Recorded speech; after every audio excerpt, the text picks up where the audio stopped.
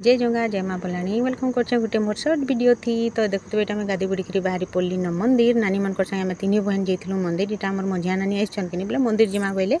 तो आम इटा चली चली मजा लगवा बोलूँ आटा तीन बहन बाहरी पड़लु घर काम बुता सारिकी गले ना लोके गोटे फ्री लगसी जिते टाइम लगे भी चलवा घर खंजानी कले तो लेडीज कहीं बाहरी नहीं पार तो यहाँ आम ना 9 बजे बाहरी देखुए यहाँ 10 बजीगला 1 किलोमीटर हो जावा कहूँ तो मंदिर भीड़ थी बेले आम टे तीन बहन टे वेट करदेलु सेनर व्यू टे मुझे आपण संगे शेयर कर दूचे तो ये मंदिर किए आसी मत कमेंट थी बताबी यहाँ देखुए भितर अच्छा ना 10 जन के बोले आम टे वेट करदेलु